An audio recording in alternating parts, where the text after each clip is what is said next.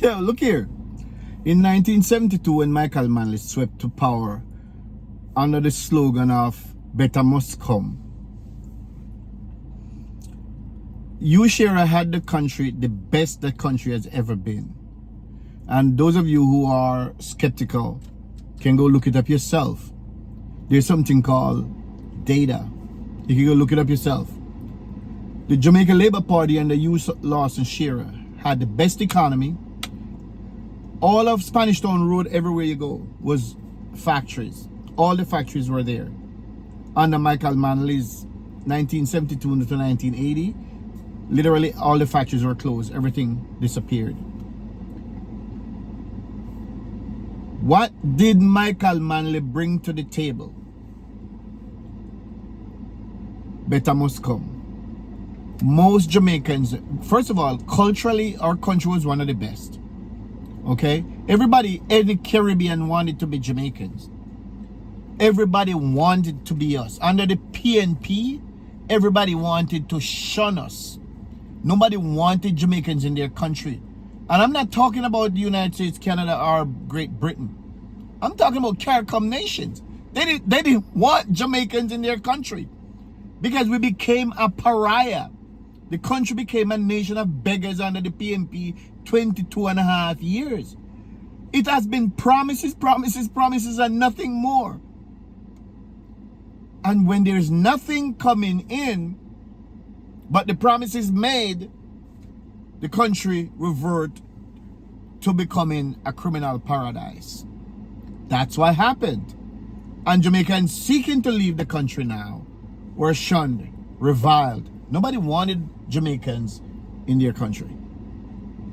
This all changed. This all changed for the better when Michael and Andrew Michael Onus took over. Jamaica is not perfect. In fact, far from it. But in order to develop a country, it takes time. Nations don't become first world countries. It takes on a whim. It takes generations. It takes great amount of planning, and generations help to make the nation better for their children. After when the United States entered World War II, the United States was not a world power. And that was in 1939. Think about this, because we look at America, this great stratospheric country that's blasted off into the stratosphere. In 1939, 39 to 45, the Second World War was raged. I don't exactly remember right at the top of my head when America entered the war. America was not a superpower. It was not a world power even when they entered the war. But here's what happened. America had great capacity, and it had great people who understood how to work. And so America's massive, the massive size of the United States, including the potentially massive infrastructure that it had and that was put in toward the war effort, helped to propel America on the world stage.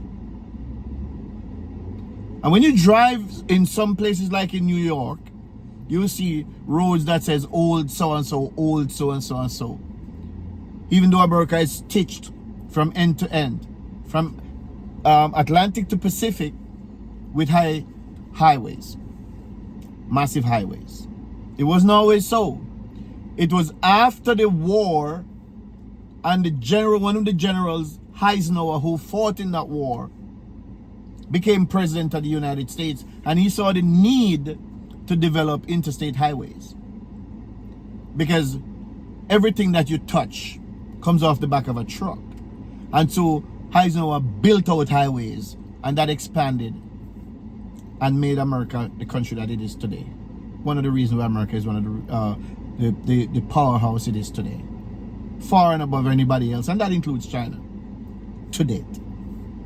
So Jamaica is not going to emerge into first world status because somebody looking at one election cycle or two election cycle and say, yeah, the Jamaica should have looked like Dubai. It doesn't happen like that.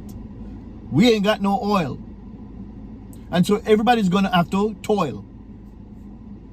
Okay? And we have to make the country better.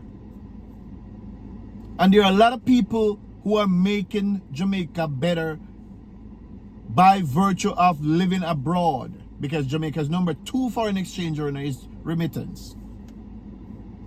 That's no small order. So even the Jamaicans who are living abroad are contributing. No, I'm not talking about those who are sending back the weapons. I'm talking about those who are sending back money. Give them some damn respect.